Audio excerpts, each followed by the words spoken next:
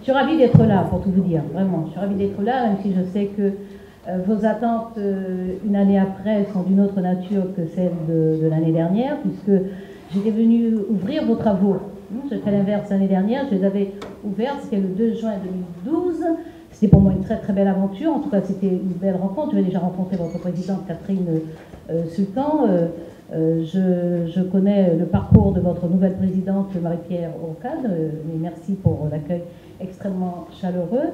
Et j'avoue que cette année, j'éprouve un relatif inconfort à venir clôturer les travaux auxquels je n'ai pas participé. C'est plus audacieux que de venir ouvrir des travaux en sachant que les pistes seront parcourues par la suite.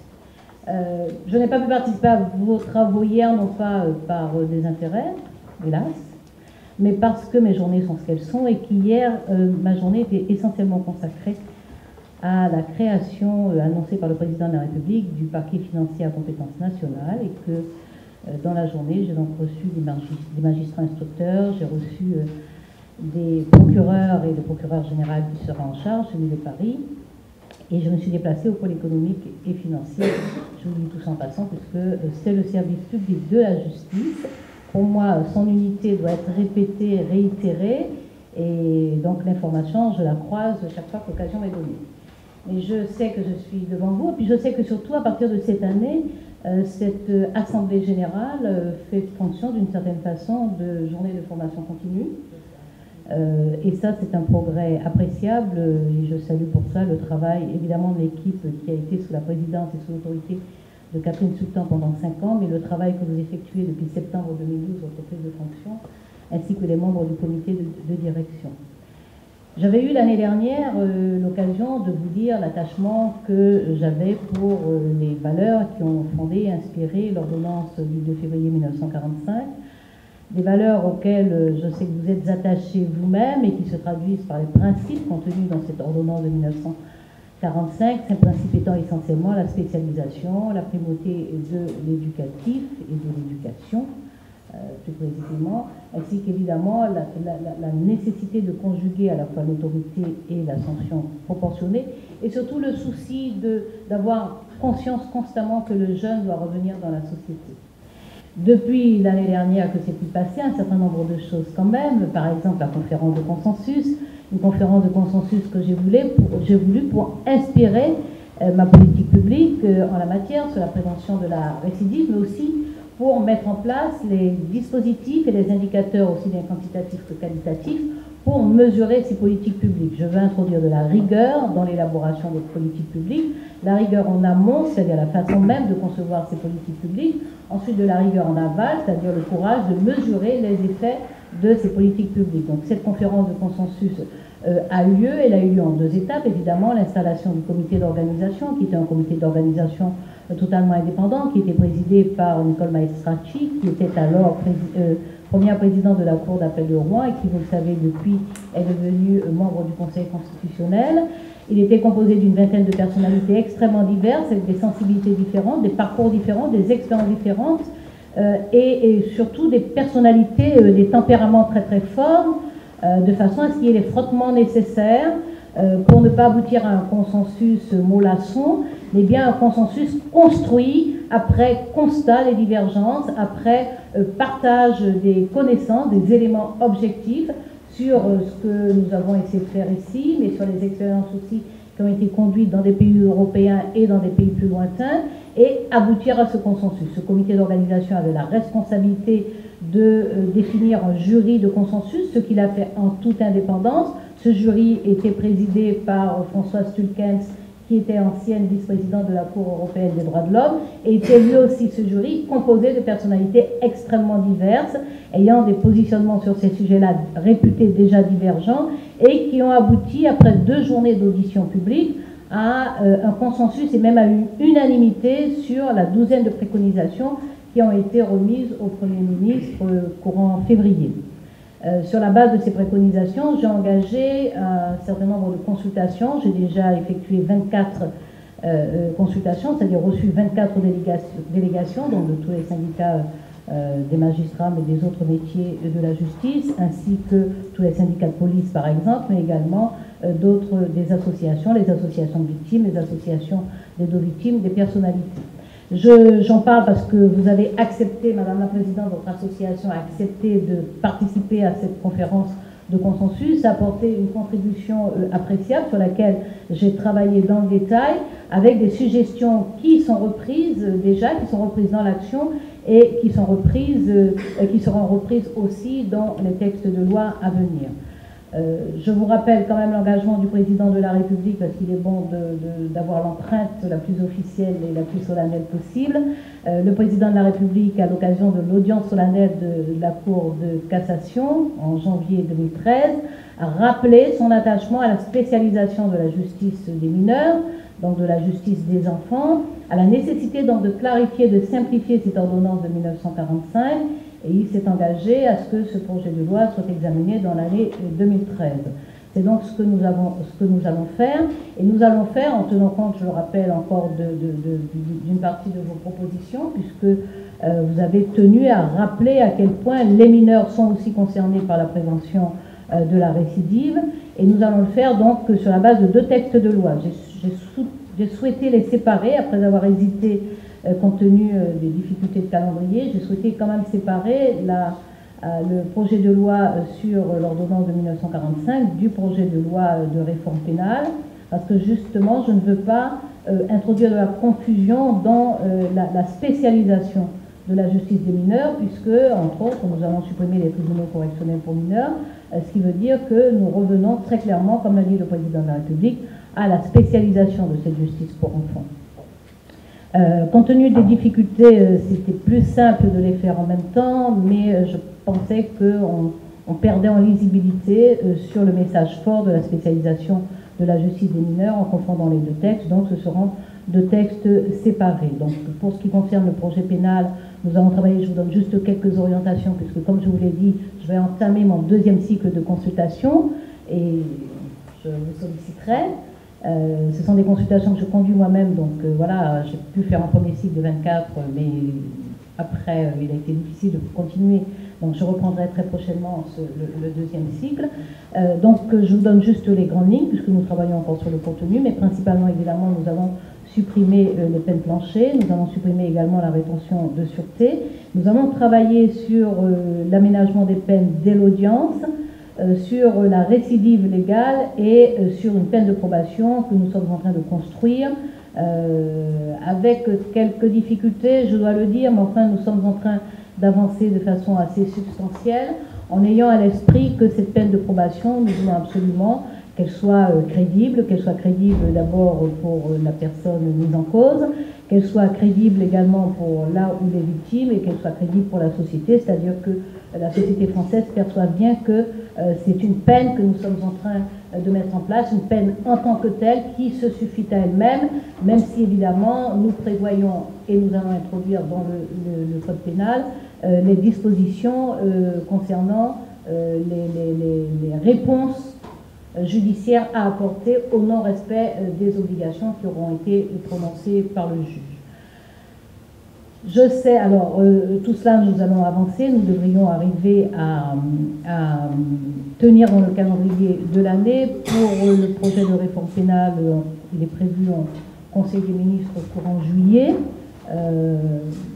Bon, nous sommes à peu près dans le calendrier qui avait été prévu. J'avoue qu'il s'est un peu distendu. Il s'était distendu davantage, il s'est retendu à nouveau. C'est extrêmement difficile pour plusieurs raisons. Une des raisons dont je peux vous parler avec plus d'aisance, ce sont les difficultés de calendrier, c'est-à-dire l'inscription au Conseil des ministres d'une part et d'autre part l'inscription dans l'agenda parlementaire. Ce sont ces difficultés qui m'avaient conduite à un moment à me demander si je n'allais pas regrouper les 2 textes ensemble, parce qu'il y a de telles difficultés pour en inscrire un, qu'en inscrire 2, c'est évidemment doubler ces difficultés. Donc, mais bon, je crois qu'il faut faire prévaloir la lisibilité plutôt que la facilité pratique. Alors, je sais bien qu'il y a des impatiences. Je sais qu'il y a des impatiences et je dirais que j'en partage quelques-unes. Parce que ma responsabilité à moi n'est pas d'exprimer publiquement mes propres impatiences, mais de faire en sorte que ce qui doit être fait le soit, dans les meilleurs délais, dans les meilleures conditions, Et c'est pour ça que, à l'intérieur du gouvernement, je fais au mieux pour avancer sur ces engagements que le président de la République a pris, que moi-même j'ai réitéré devant vous, et que j'entends vraiment tenir ou faire tenir, et que j'entends vraiment tenir et faire tenir, et j'ai presque envie de répéter 5 fois pour qu'on comprenne ce que cela implique comme conséquence. Ces impatiences, je le disais, sont légitimes, en tout cas, j'estime que celles que je partage le sont. Ceci étant, les difficultés à inscrire des projets de loi ne doivent pas neutraliser toute action. Et c'est en tout cas ce que je me suis interdit, que rien n'avance parce qu'on n'arrive pas à avancer au rythme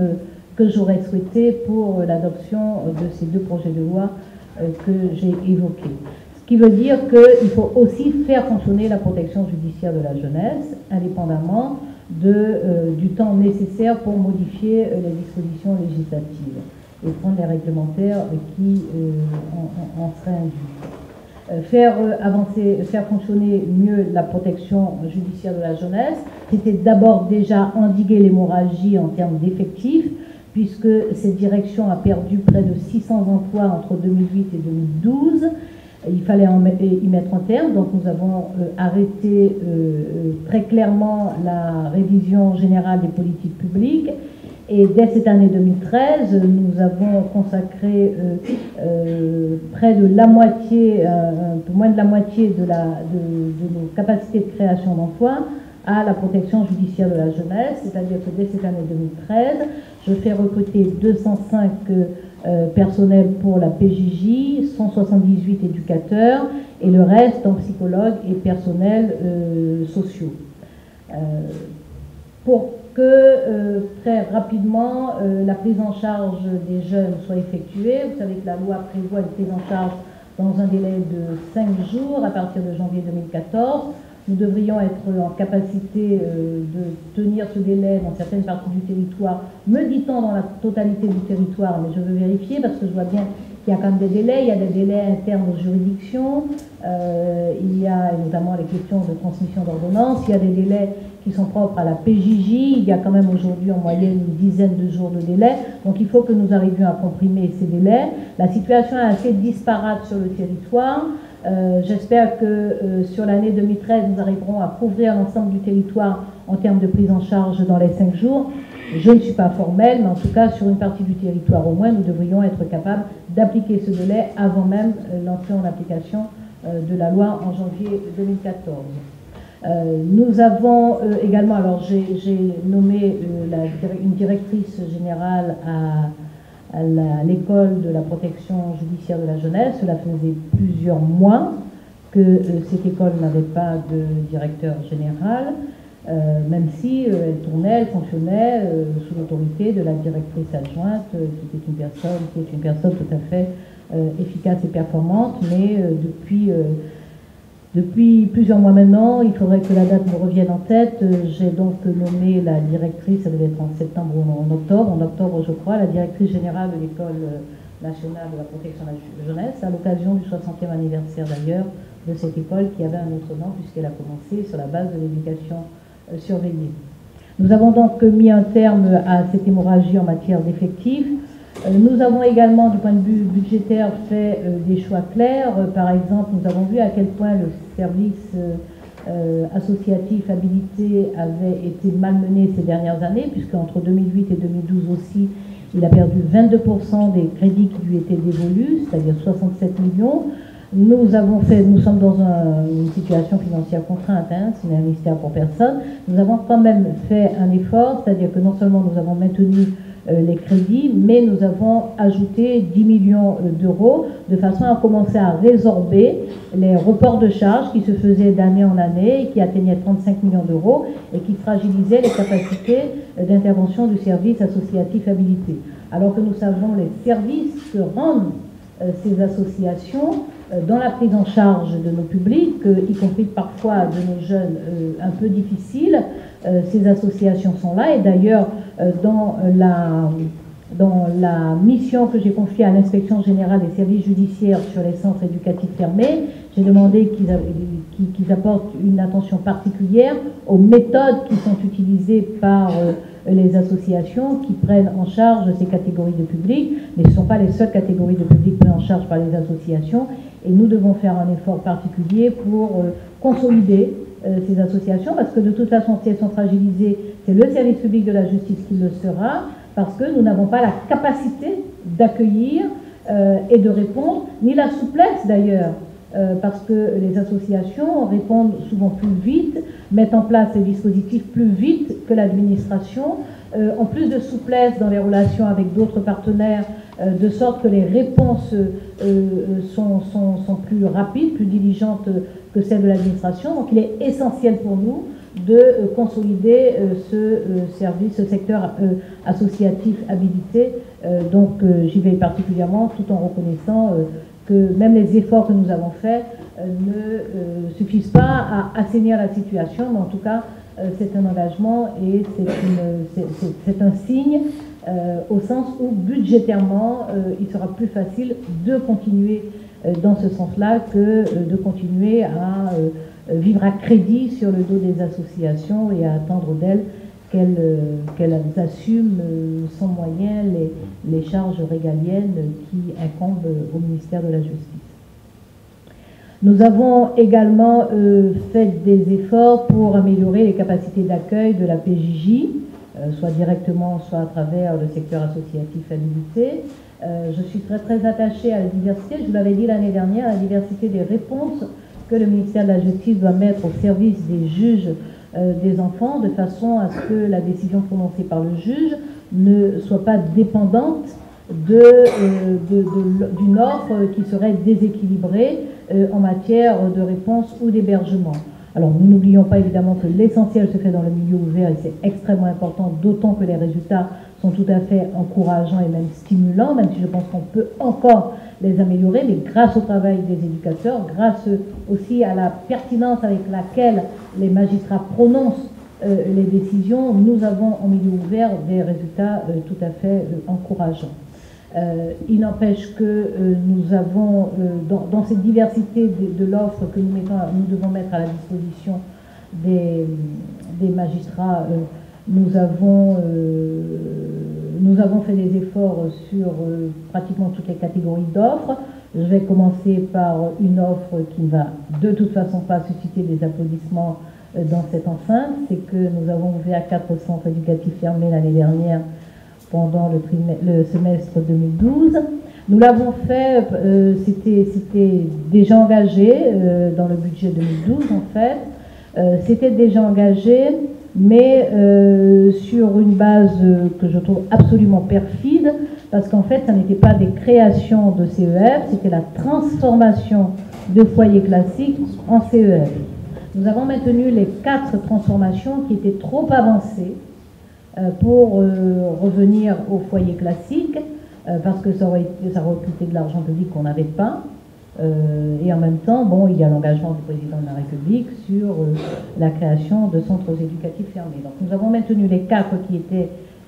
trop avancés pour être impunément interrompus. Par contre, nous avons arrêté immédiatement, j'ai décidé d'arrêter tout de suite la transformation des foyers classiques. Donc les foyers classiques qui devaient devenir des CEF ont été maintenus, il en reste que 14, donc qui sont restés foyers classiques avec une offre d'hébergement collectif sur l'année 2012. Pour l'année 2013, nous allons ouvrir également 4 centres éducatifs fermés. Alors je vous avais annoncé déjà l'année dernière, parce que c'est une des premières mesures que j'ai prises, cette mission que j'ai confiée à l'inspection générale des services judiciaires sur les centres éducatifs fermés, de façon à faire le point sur ces établissements, à voir les différences éventuelles de gestion de ces établissements entre ceux qui sont à la charge de la protection judiciaire de la jeunesse. Sur les 42, il y en a 9, le reste étant à la charge de ce secteur associatif habilité dont je parlais et qui a été tellement maltraité, voir les éventuelles différences dans la gestion, dans l'encadrement, il y en a, vous savez, puisque en PJJ, en secteur public, il y a 24 encadrants pour une douzaine de jeunes en termes de capacité dans les CEF, alors que dans le secteur associatif, il y a 27 encadrants pour la même capacité. Le rapport m'a été rendu, Nous avons commencé à y travailler. Je vais faire connaître publiquement les préconisations du rapport, mais il y a des propositions tout à fait intéressantes sur le nombre de CEF à ouvrir, sur les méthodes, sur l'encadrement, sur des coordinations à mieux articuler. Il y a des propositions tout à fait intéressantes. Évidemment, je m'interdis de rendre public le contenu de ce rapport tant que le président de la République n'aura pas procédé à l'arbitrage nécessaire sur cette question des centres éducatifs fermés. Une difficulté, c'est quand même que ces CEF, ces dernières années, parce que ces 10 dernières années, le pouvoir politique a essentiellement travaillé sur les questions de contenant. Ces méthodes ont été des méthodes de comment contenir de la façon la plus serrée possible, de sorte que les CEF, nous l'avons vu et nous le voyons encore, les CEF, d'une certaine façon, sont devenus presque le paradigme de la réponse aux besoins en matière de jeunes pris en charge par la justice. Cela a fragilisé de façon assez significative, en tout cas c'est mon sentiment, l'identité des établissements d'hébergement collectif. De sorte que j'ai décidé de faire travailler sur ces hébergements collectifs de façon à mieux concevoir les projets, mieux les faire voir et entendre, mieux les faire exécuter, de sorte que ces UEHC retrouvent vraiment une identité forte et fassent apparaître qu'ils accueillent beaucoup plus de jeunes que les CEF qui semblent être la réponse aux besoins d'hébergement et d'accueil des jeunes pris en charge par la protection judiciaire de la jeunesse. Ce travail, nous l'avons commencé avec ces établissements et je pense que nous allons améliorer de plus en plus leur visibilité ainsi que, d'une part, l'effectivité de leur mission vis-à-vis des jeunes qu'ils accueillent et l'efficacité de leur méthode. Nous avons également amélioré la capacité d'accueil en matière de, donc je vous le disais, en foyer classique que nous avons maintenu et quelques-uns seront ouverts. Nous avons également augmenté le nombre de familles d'accueil. Nous sommes passés de 340 à 410 familles d'accueil, c'est-à-dire qu'en un an, nous nous sommes associés les services de 70 familles d'accueil. Nous avons légèrement amélioré la dotation journalière, que nous avons fait passer de 30 à 36 euros. Mais surtout, nous travaillons avec les familles d'accueil, c'est-à-dire la direction de la protection judiciaire de la jeunesse, travaille avec ces familles d'accueil de façon à d'abord leur faire voir l'estime que nous avons pour le service que ces familles rendent en acceptant d'accueillir des jeunes, mais aussi d'une certaine façon pour rationaliser, homogénéiser un peu les méthodes d'accueil, même s'il ne faut pas perdre de vue que la dimension subjective et affective est importante et que cette dimension doit être laissée aussi pour une large part à la libre appréciation, à la libre perception, à l'intuition des familles qui accueillent ces jeunes, parce que chaque jeune est lui singulier et qu'il n'y a pas de réponse standard à des jeunes, donc il y a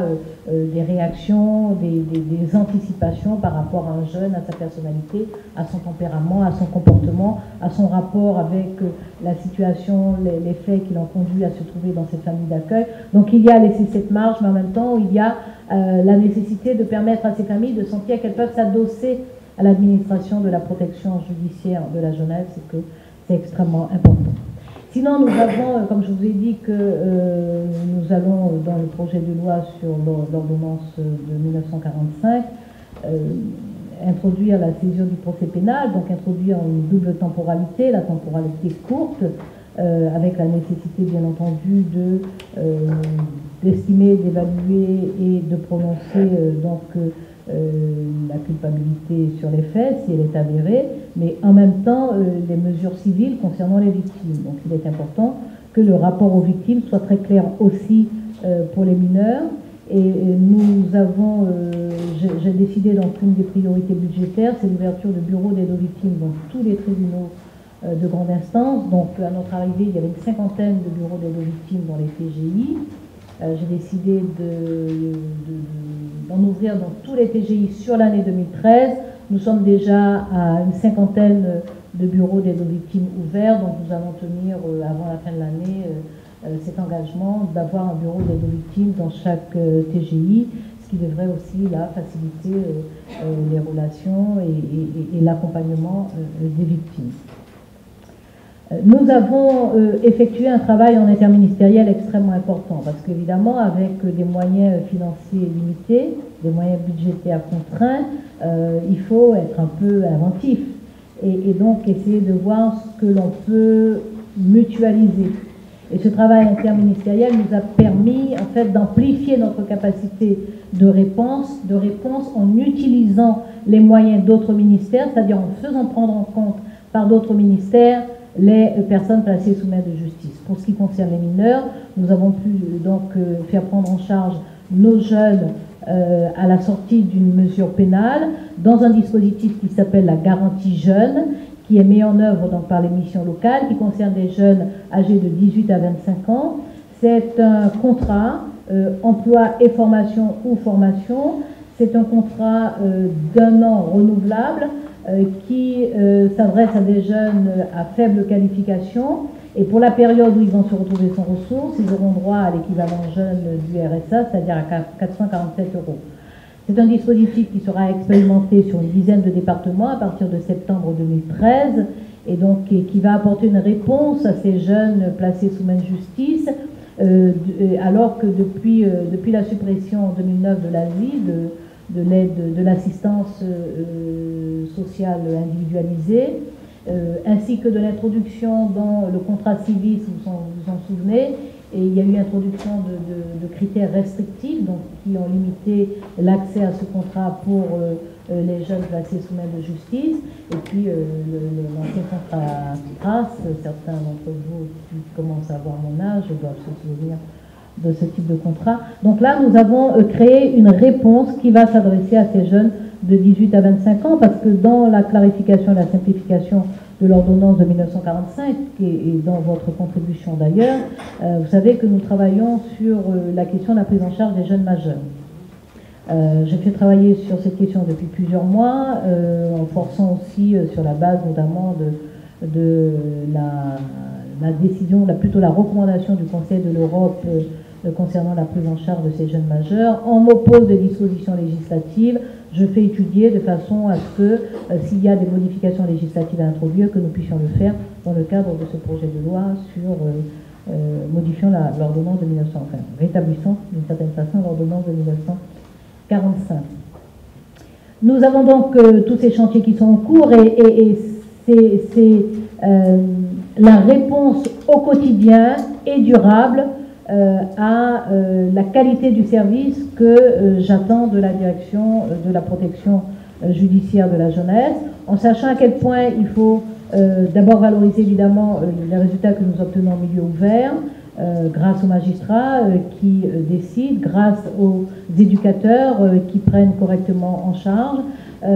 Nous avons un travail important à faire en matière de prévention, donc j'ai développé aussi le partenariat avec l'éducation nationale sur les classes relais, parce que là aussi nous avons des résultats tout à fait encourageants.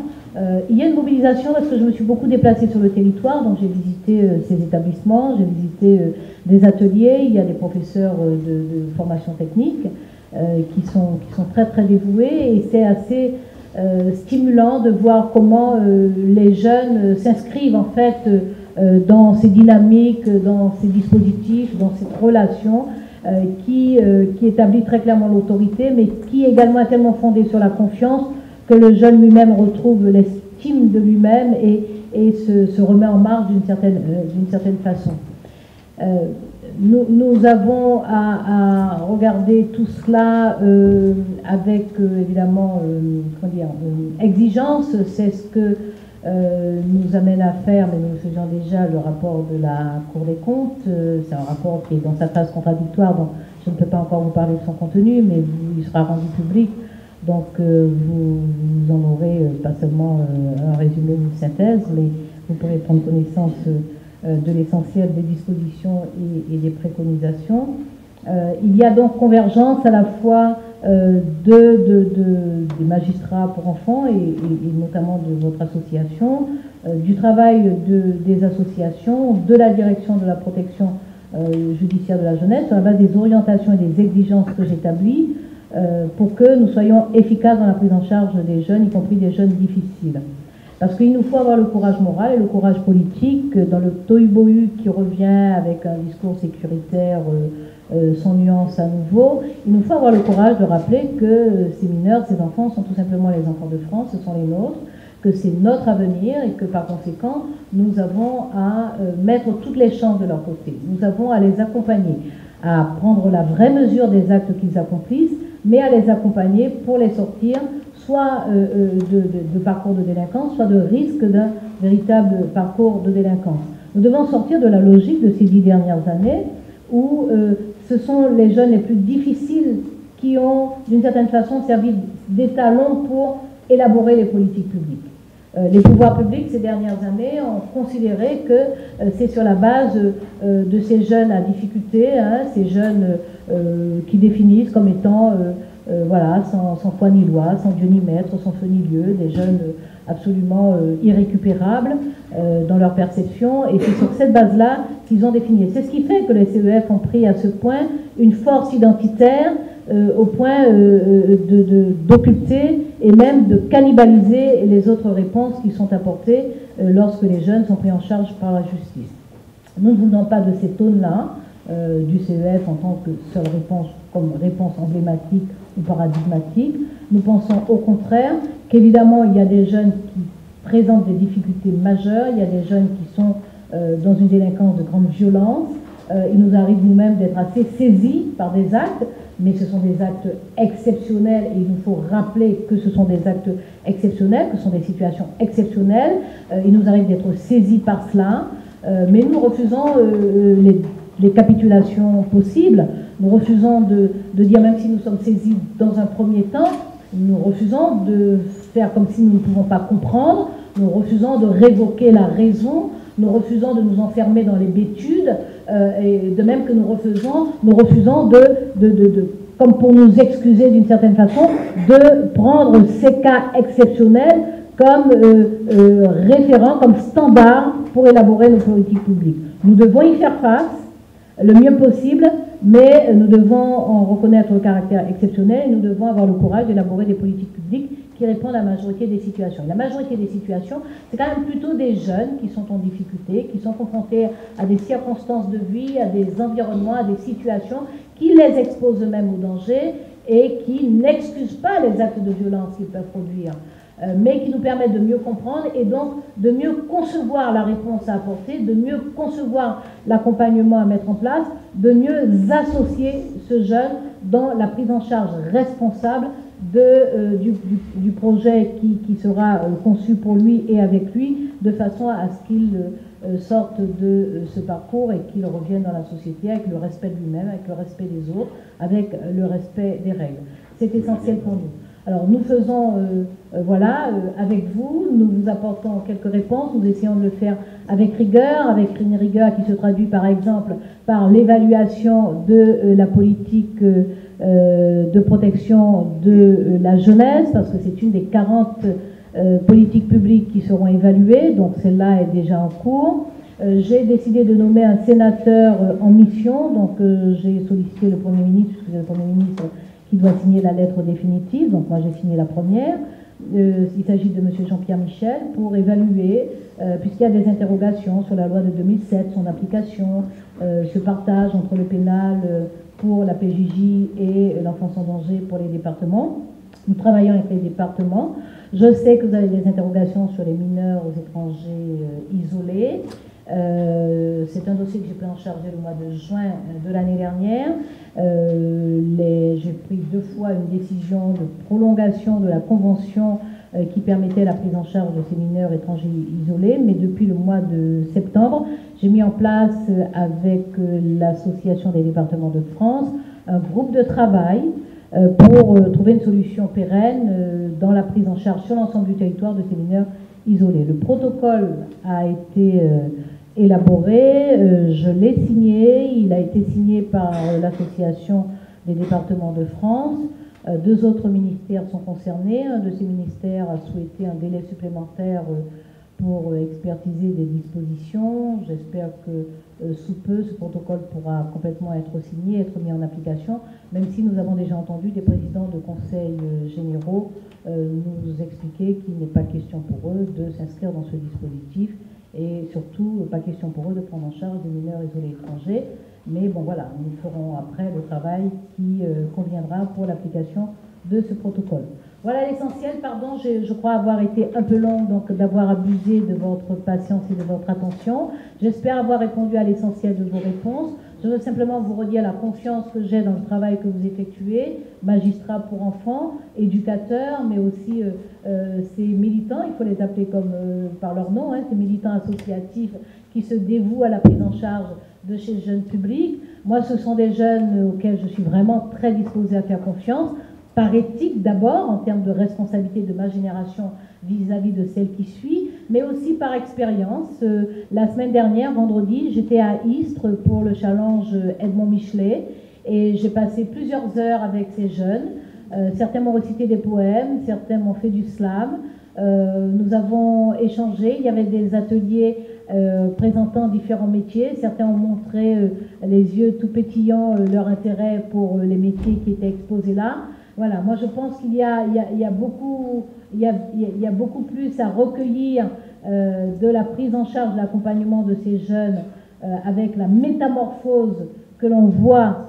très très rapidement chez eux lorsqu'on leur ouvre des perspectives, lorsqu'on leur parle avec respect, lorsqu'on leur dit notre confiance, sans occulter le fait que s'ils sont entre nos mains, c'est parce qu'ils ont fauté. Donc le leur dire très clairement, les inviter vraiment à dépasser cela, leur dire qu'ils n'ont rien perdu ni de notre respect, ni de notre estime, ni de notre affection, mais qu'ils ont droit à toute notre sévérité tout le temps où ils nous laisseront douter qu'ils ne veulent pas se prendre en charge en tant que futurs adultes de citoyens libres et responsables. Je pense qu'il y a beaucoup plus à recueillir là, et pour ma part, j'y prends grand bonheur pour tout vous dire, et sachant tout le travail que vous faites au quotidien, je suis persuadée que c'est une valeur essentielle que nous avons en partage, en sachant que le chant des hommes est toujours plus beau qu'eux, plus lourd d'espoir et plus durable. Merci à tous.